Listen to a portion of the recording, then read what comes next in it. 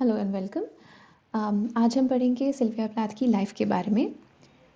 Sylvia Plath 20th century की एक बहुत ही मानी हुई पोइट हैं। उनकी पोइट्री कन्फेशनल पोइट्री के नाम से जानी जाती है, जिसमें वो अपनी पर्सनल लाइफ को डिस्कस करती हैं, अपनी मेंटल एंग्विश, अपनी मैरिड लाइफ को डिस्कस करती हैं, अपनी लाइफ के अनरिजॉल्व कॉन्फ्लिक्ट्स को डिस्कस करती हैं। वो एक बहुत पॉपुलर पोइट रह चुकी हैं, बट उसके अलावा उन्होंने स्टोरीज़ और नॉवल भी लिखा है। उनके नॉवल का नाम है द बेल जार, जो अपने स्टाइलिस्टिक फीचर्स के बारे में बहुत मशहूर है। वो टीनेज आंग्स को रिप्रेजेंट करता है। उनकी स्टाइल की पोइट्री को कन्फेशनल पोइट्री कहा जाता है। कन्फेशनल इसलिए कहा जाता है क्योंकि वो अपनी पर्सनल लाइफ को अपनी ही जो पर्सनल लाइफ में जो चीज़ें घटनाएं घटती हैं वो उसी को डिस्कस करती हैं अपनी पोइट्री के।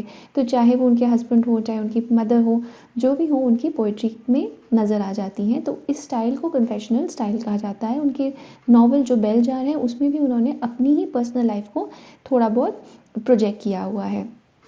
तो जो डोमिनेंट थीम्स जिनके बारे में वो लिखती हैं वो वायलेंट इमोशन, डिस्पेयर, डेथ के बारे में भी लिखती हैं। और एक जो चीज़ है जो उनके लाइफ के बारे में फेमस है, वो इसलिए भी फेमस है कि उनकी लाइफ थोड़ी बहुत ट्रैजिक रही है और उनके मरने के बाद उन्हें काफ़ी प्रसिद्धि मिली, उनको पुलित्ज़र प्राइज़ भी दिया गया। तो हम उनकी लाइफ समझते हैं कि उनकी लाइफ कैसी रही। उनका जन्म अमेरिका में होता है। वो ऑटो प्लाथ और ओरेलिया प्लाथ की पहली बेटी हैं। और उनके पेरेंट्स में 21 ईयर्स का एज गैप रहा है। और ऑटो और ओरेलिया दोनों एकेडमिक्स हैं। ओरेलिया ऑटो की स्टूडेंट रह चुकी थी, और जब उनकी शादी हुई तो ओरेलिया ने अपना काम छोड़ के ऑटो को ही असिस्ट करना शुरू कर दिया। और वो कहती हैं कहीं ना कहीं अपने इंटरव्यूज़ में कि वो उन्होंने अपना सैक्रिफाइस इसलिए किया क्योंकि वो अपनी शादीशुदा ज़िंदगी में पीस चाहती थी। तो ज़ाहिर है उन्हें ये चॉइस नहीं मिली थी कि वो अपना जो प्रोफेशनल काम है वो कंटिन्यू कर पाती। उनके ऊपर बच्चों की रिस्पॉन्सिबिलिटी बहुत जल्दी आ गई। और यही चीज़ जो है सिल्विया प्लैथ जब वो ग्रो कर रही थी ओरेलिया प्लैथ और ऑटो प्लैथ के साथ, उन्होंने भी ये देखा। और कहीं ना कहीं सिल्विया प्लैथ ने भी जब बाद में शादी की तो वो भी उन्होंने अपने हस्बैंड को कहीं ना कहीं असिस्ट करने की, उनको अपने हस्बैंड के करियर को आगे बढ़ाने की बहुत कोशिश की थी। तो 1932 में ओरेलिया का जन्म सिल्विया प्लैथ का जन्म होता है। और उनके पेरेंट्स, उनके जो फादर हैं ऑटो प्लैथ, वो एक्चुअली एक जर्मन है जो बहुत यंग एज में अमेरिका आके सेटल हो गए थे। तो उसके फादर की जर्मन एंसेस्ट्री उनकी पोइट्री में बार बार आती है। और वो बड़ी भी हो रही है 1950s अमेरिका में, जहाँ पोस्ट वॉर ट्रॉमा एक तरह से ये सोसाइटी गो थ्रू कर रही है। तो जब वो स्कूल जाते थे तो इन बच्चों को वॉर की इमेजेस, वॉर की पिक्चर्स दिखाई जाती थी और बताया जाता था कि क्या क्या इनकी कंट्री ने सहा है थ्रू द 1950s। तो वो इस तरह की सोसाइटी से बड़ी हुई। और वो एकेडमिक फैमिली से रही हैं, और शुरू से उनका पढ़ने में बहुत इंटरेस्ट है। वो बहुत परसेप्टिव हैं, वो बहुत पढ़ने में बहुत अच्छी हैं, बहुत शार्प हैं। और वो जो उनके परफेक्शन है वो शुरू से उनकी स्कूल लाइफ से नज़र आती है। 1940 में उनके फादर की डेथ हो जाती है, और इस टाइम वो सिर्फ 8 साल की हैं। और उनके फादर एक बहुत लंबी इलनेस से गुजरने के बाद उनकी डेथ हुई है। और उनकी फादर की डेथ होने का एक रीज़न ये भी था कि उनको डायबिटीज़ था, और जो भी उनको एलिमेंट हुई वो बढ़ती गई और कहीं ना कहीं उनको ठीक से ट्रीटमेंट नहीं मिल पाया। और जब ये उनके फादर ये इलनेस से गो थ्रू कर रहे थे तो दोनों बच्चे, और सिल्विया और उनके छोटे भाई, दोनों अपने फादर के पास नहीं रह सकते थे। और उनके ऊपर अपने फादर के डेथ का काफ़ी ट्रॉमा हुआ। और वो अपनी पोइट्री में ये ट्रॉमा भी बहुत डिस्कस करती हैं, और साथ में ये भी डिस्कस करती हैं कि उनके फादर जर्मनी से आए थे। तो जर्मनी की इमेजरी, उनके फादर की याद, और कहीं ना कहीं चाइल्डहुड ट्रॉमा बहुत उनकी पोइट्री में नज़र आता है। 1942 में जब उनकी फादर की डेथ हो चुकी थी, उनकी मदर जो है वापस कोई काम करने लग जाती हैं, और वो बॉस्टन यूनिवर्सिटी में सेक्रेटेरियल स्टडीज़ सिखाने लग जाती हैं। 1942 से 50 तक प्लैथ जो है अपनी सबसे पहली पोएम्स और शॉर्ट स्टोरीज़ लिखती हैं और पब्लिक स्कूल में जाती हैं। अब जब 1950s आता है तो वो एक बहुत अच्छे कॉलेज में स्कॉलरशिप मिलती है सिल्विया को, और वो वहाँ पढ़ने चली जाती हैं। और स्मिथ में इस कॉलेज का नाम है स्मिथ कॉलेज। और यहाँ पे वो ओवर अचीवर हैं, वो बहुत सब्जेक्ट्स ले लेती हैं, वो बहुत पढ़ती हैं, बहुत अच्छे से अपना काम करती हैं, और एक्स्ट्रा करिकुलर्स में भी वो बहुत आगे हैं। और स्मिथ कॉलेज का एक ट्रेडिशन होता है कि ये जो लड़कियां हैं एक अपना काम भी करती हैं, और डेटिंग के ऊपर भी उनको ज़ोर दिया जाता है कि उनको ऑल राउंड डेवलपमेंट चाहिए। तो कहीं ना कहीं सिल्विया अपने ऊपर काफ़ी प्रेशर डालती हैं, और वो बहुत से सब्जेक्ट लेती हैं, और साथ के साथ वीकेंड्स में भी काफ़ी चीज़ें करती हैं। और ये डिटेल्स उनके बायोग्राफर्स भी बता चुके हैं। 1950 में वो एक बहुत ही मशहूर मैगज़ीन जो है मैडम मुसेल मैगज़ीन के नाम से वहाँ पे एज अ गेस्ट एडिटर काम करती हैं। और उनके वहाँ पे ये मैगज़ीन में काम करने के लिए उनको काफ़ी शिद्दत से काम करना पड़ा, and she was one of the choicest chosen ones जिनको ये मौका मिलता है न्यूयॉर्क जाके इस मैगज़ीन पे काम करने के लिए। और वो यहाँ काम करती हैं, लेकिन काम करने के बाद ये जो समर वो गुजारती हैं मैडम सेल मैगज़ीन पे काम करते हुए, वहाँ उनके ऊपर बहुत स्ट्रेस होता है, और वो बहुत जब वो वापस आती हैं तो वो डिप्रेशन से गुजरती हैं। और इस टाइम के दौरान वो अपना पहला सुसाइड अटेम्प्ट करने की कोशिश करती हैं। और इस अटेम्प्ट के लिए वो क्या करती हैं, वो स्लीपिंग पिल्स खा के अपने ही घर में कहीं छुप जाती हैं। लेकिन उनकी माता को पता चल जाता है, और वो खूब ढूंढवाती हैं सिल्विया को। और यही टाइम है जब थोड़ा सा मीडिया फ्रेंजी भी हो जाता है, सब लोग उसे ढूंढने की कोशिश करते हैं, और एक तरह से सेंसेशनलाइज किया जाता है उनके लोकल मीडिया में। उनकी लाइफ के बारे में लिखा जाता है कि एक स्मिथ कॉलेज की एक बड़ी पढ़ाकू लड़की या बड़ी स्मार्ट लड़की खो गई है, और उसे ढूंढने के लिए बहुत मीडिया फ्रेंजी हो जाती है। और ये मीडिया फ्रेंजी, इस तरह की अटेंशन सिल्विया को बहुत स्ट्रेस आउट कर देती हैं। और वो अपनी पोइट्री में एक फ्रेज़ यूज़ करती हैं, पीनट क्रंचिंग क्राउड, जिससे उनका कहने का मतलब है कि वो इस तरह की मीडिया फ्रेंजी, इस तरह की क्यूरोसिटी अपनी लाइफ के बारे में जो है उसे बिल्कुल पसंद नहीं करती हैं। अच्छा, अब जब 1953 में उनको डिप्रेशन हुआ और वो सुसाइड अटेम्प्ट करती हैं, तो उसके बाद वो अपना इलाज भी करवाती हैं। और ये इलाज मेंटल इलनेस का 1950s में बहुत अच्छा इलाज नहीं होता है, क्योंकि यहाँ पे लोगों को इतनी समझ नहीं है कि मेंटल इलनेस क्या होती है। तो जो पेशेंट्स इस टाइम में मेंटल इलनेस से गुजरते हैं, उनको बहुत बुरी तरह से इलाज दिया जाता है जो बहुत पेनफुल है। जैसे कि अब हम वापस देखते हैं और उस टाइम के मेडिकल रिकॉर्ड्स को पढ़ते हैं, तो पता चलता है कि उस टाइम पे मेंटल इलनेस का इलाज करने के लिए बिना एनेस्थीसिया दिए शॉक थेरेपी दी जाती थी, मसल रिलैक्सेंस दिए जाते थे, और बहुत बुरी तरह से पेशेंट्स को बहुत इस इलनेस से निकलने का ही अपना एक ट्रॉमा होता था।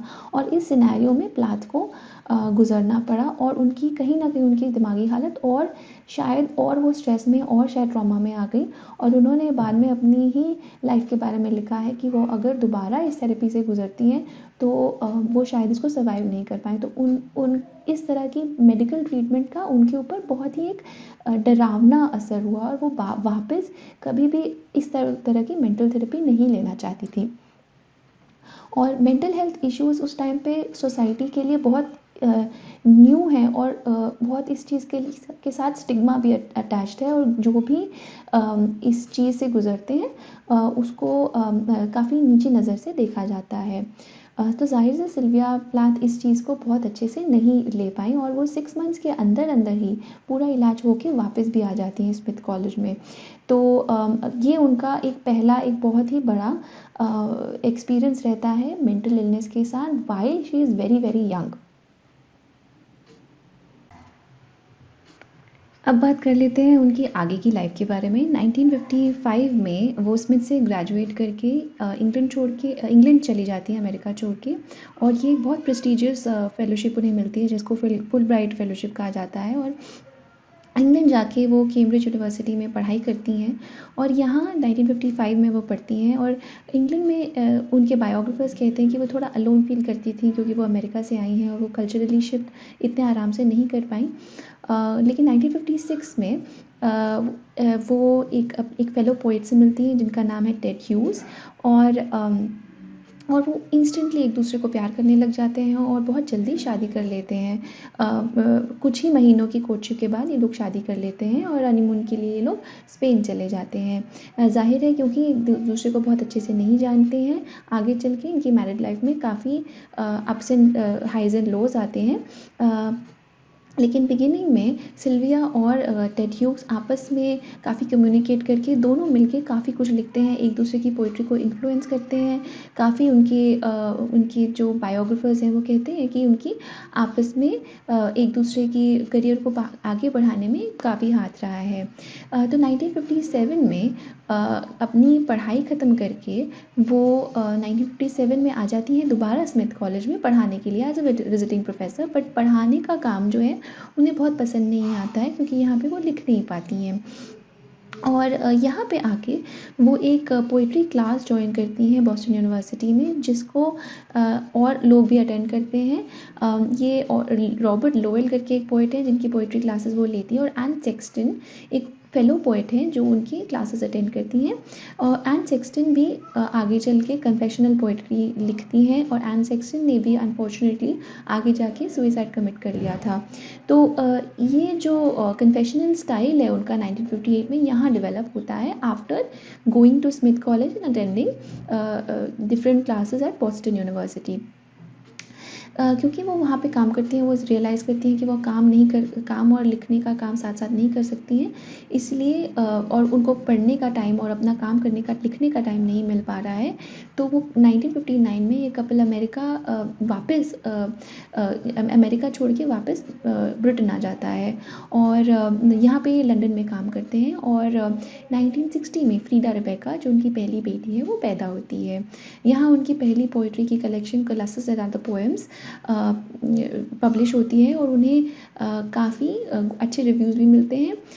बट अब तक ह्यूज जो है एक पब्लिश पोइट हो चुके हैं, एक सेलिब्रेटेड पोइट हो चुके हैं, उनका एक अपना स्टाइल है। ह्यूज जो है नेचर के बारे में पोइट्री लिखते हैं, और सिल्विया प्लैथ का अपना स्टाइल डिफरेंट होता है, लेकिन अभी तक उन्होंने अपना स्टाइल बहुत अच्छे से डेवलप नहीं किया है। वो जहाँ भी जाती हैं अपने आप को एज टेड ह्यूग्स वाइफ की तरह इंट्रोड्यूस करती हैं, और बहुत से लोग जो उनको उस समय में जानते थे उनको पता भी नहीं था कि सिल्विया प्लैथ अपने आप में एक पोइट रह चुकी हैं।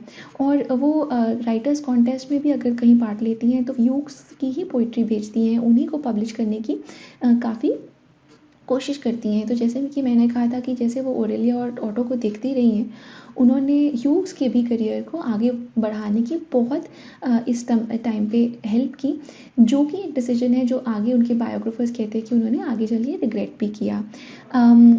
1961 में वो अपना सेकंड चाइल्ड मिसकैरी कर देती हैं, और ये स्पेकुलेशन है, कहते हैं कि शायद उन्हें ये वाले इंसिडेंट से पहले फिजिकली भी अब्यूज़ किया गया हो, but no one can be very sure about such incidents. 1961 में क्योंकि लंदन वाला घर इस कपल को बहुत छोटा पड़ता है, वो एक दूसरे घर में चले जाते हैं जो थोड़ा रूरल साइड है, जिसको डेवोन कहते हैं। वहाँ पे वो रहने लग जाते हैं। ये एक बड़ा घर है, लेकिन यहाँ पे क्योंकि एक लंदन में सब जगह नहीं है, यहाँ पे सिल्विया प्लैथ को के ऊपर डोमेस्टिक रिस्पॉन्सिबिलिटी काफ़ी ज़्यादा है। अब आप सोच सकते हैं कि वहाँ पे क्योंकि अब इनके ऊपर घर की रिस्पॉन्सिबिलिटीज़ भी हैं और काम की रिस्पॉन्सिबिलिटी भी हैं, तो एक काफ़ी स्ट्रेसफुल लाइफ अभी भी ये जी रही हैं। 1961 में ये एक अपना नावल लिखती हैं बेलजार, क्योंकि इन्होंने अपनी लाइफ के बारे में लिखा है। ये इसको अपने नाम के साथ पब्लिश नहीं करती, ये विक्टोरिया नाम लूकस नाम के नाम से इसको पब्लिश करती हैं। 1962 में उनका छोटा बेटा पैदा होता है, और ये टाइम है जब सिल्विया प्लैथ और टेड आपस में इनकी थोड़ी बहुत अनबन शुरू हो जाती है। और टेड अपने भाई को लिखते हैं, अपने फैमिली मेम्बर्स को लिख के बताते हैं कि वो इस शादी से खुश नहीं है और वो अपना काम नहीं कर पाते, वो लिख नहीं पाते। लिख नहीं पाते और कहीं ना कहीं शायद सिल्विया भी यही फीलिंग्स के साथ गो थ्रू करती हैं। और फाइनली ये मैरिज तब टूटती है जब टेड ह्यूज एक और औरत के साथ, एसिया विवेल नाम है उनका, उनके साथ एक अफेयर शुरू कर देते हैं। और इंसिडेंटली ये और एक इंसिडेंट्स की बात है कि एसिया विवेल भी फाइनली जाके सुइसाइड कमिट कर देती हैं। तो आप सोच सकते हैं कि इस टाइम पे बहुत सी औरतें शायद सोसाइटी इस तरह की है या मेंटल हेल्थ के इश्यूज इतने बुरी तरह हैंडल हो जाते हैं कि हम बहुत से इस तरह के केसेस सुनते हैं। खैर हम वापस सिल्विया प्लैथ की लाइफ में आते हैं। तो लास्ट 7 मंथ्स जो सिल्विया प्लैथ के हैं वो बहुत डिस्ट्रेस में गुजरते हैं। ये सेपरेट हो चुकी हैं टेड ह्यूज से और बहुत अपनी लाइफ के स्ट्रेस के बारे में काफ़ी लिखती हैं। और इस टाइम पे ये स्लीपिंग पिल्स लेने लग जाती हैं, अपनी एपेटाइट लूज़ कर देती हैं। लेकिन as a writer this is a very prolific time for her, क्योंकि उनकी जो पोइट्री है, एरियल नाम की जो पोइट्री कलेक्शन है, इसी टाइम में वो लिखती हैं। और एरियल वही कलेक्शन है जिसमें उनकी 2 फेमस पोएम्स डैडी और लेडी लैज़रस और ट्यूलिप्स, ये सारी पोएम्स इसी कलेक्शन में पब्लिश्ड हैं। अब आ जाते हैं बिल्कुल उनकी लाइफ के टुवर्ड्स द एंड पार्ट में। ये खुद क्योंकि अब टेड ह्यूज से अलग हो चुकी हैं, ये अब लंदन मूव कर जाती हैं और वहाँ पे इंसिडेंटली ये येट्स के घर, जो विलियम बटलर येट्स हैं, वो जिस घर में रहे थे उस घर में थोड़े से टाइम रहती हैं। और लेकिन यहाँ पे उनको वापस उनकी जो मेंटल इलनेस है वापस उनको परेशान करने लग जाती हैं। उनको बहुत से फियर्स दोबारा आ जाते हैं, विजन्स दोबारा आ जाते हैं। तो खासकर वो मेंटल अपनी हेल्थ से बहुत परेशान है। लेकिन जैसे मैंने पहले बताया था, क्योंकि मेंटल इलनेस के साथ उनका पुराना रिलेशनशिप, पुराना एक्सपीरियंस अच्छा नहीं रहा है और उनको जो ट्रीटमेंट मिली है वो ठीक ट्रीटमेंट नहीं मिली है, वो इंस्टीट्यूशनलाइज होने से बहुत घबराती हैं, बहुत डरती हैं, वो किसी इंस्टीट्यूशन में नहीं जाना चाहती। और दूसरी बात ये भी है कि उनको ये पता है कि अगर वो इंस्टीट्यूशनलाइज हो जाती हैं तो उनके बच्चों को टेक केयर करने वाला कोई नहीं होगा। तो 1963 में, और ये ही टाइम है जबकि वो 1963 में उनकी जो बेल जार है वो पब्लिश होती है with pseudo author, pseudo name which is called Victoria Lucas. और वो बहुत स्ट्रगल कर रही हैं 1963 में, और वो बहुत अपना बैलेंस क्रिएट करने की कोशिश कर रही हैं, जबकि उनको मालूम है कि उन्हीं बच्चों के जो फादर हैं वो आराम से कहीं और जाके ही can have the advantage of going away to Spain, having an affair etcetera. लेकिन वो अपने बच्चों की रिस्पॉन्सिबिलिटी से कम्प्लीटली सैडल है, जहाँ की उनकी फिजिकल मेंटल दिमागी हालत भी ठीक नहीं है, लेकिन उसके ऊपर बहुत प्रेशर है। और ये टाइम है जब कि वो कम्प्लीटली डिस्ट्रेस होके फरवरी 11 को सुइसाइड कमिट कर लेती हैं बाय कंज्यूमिंग स्लीपिंग पिल्स। अपने बच्चों को उनके कमरे में बंद करके वो स्लीपिंग पिल्स कंज्यूम कर लेती हैं। जो ओवन है उसमें अपने आप को गैस कर लेती हैं, जिसकी वजह से उनकी डेथ हो जाती है। शादी के क्योंकि वो अपनी डेथ के टाइम पे ह्यूज से टेक्निकली फिर भी शायद सेपरेट हो चुकी थी, लेकिन उनकी जो राइटिंग्स का और उनकी जो भी उनके बच्चों का भी के ऊपर भी जो भी अधिकार था वो सिर्फ टेड ह्यूज का था। इसलिए काफ़ी उनकी जो पोइट्री है कहते हैं कि वो थोड़ी सी ट्वीक की गई, थोड़ी सी रीएडिट की गई, क्योंकि उसके बारे में टेड ह्यूज खुश नहीं थे। तो उनकी पोस्टमसली, मतलब उनके मरने के बाद काफ़ी पोएम्स पब्लिश हुई, जिसमें एरियल नाम की एक काफ़ी पॉपुलर कलेक्शन रही है। बेल जार फाइनली 1966 में पब्लिश होता है उनके ओरिजिनल नाम के साथ। 1971 में crossing the water of winter trees और एक कलेक्शन है जो पब्लिश होती है, और 1975 में जो उन्होंने लेटर्स अपनी मदर को लिखे थे वो वहाँ पे पब्लिश होते हैं, ताकि लोग जान पाएँ कि वो एज अ पर्सन कैसी थी। और 1977 में ह्यूज जो हैं उनकी स्टोरीज़ को पब्लिश करते हैं, जिसका नाम है Johnny Panic and Bible of Dreams and other prose writings. 1982 में उन्हें पुलित्ज़र प्राइज़ मिलता है, और ये पहली पोएट हैं जिनको पोस्टमसली, मतलब मरने के बाद, पुलित्ज़र प्राइज़ मिला गया है। तो यही है सिल्विया प्लैथ की लाइफ की कहानी। Thank you.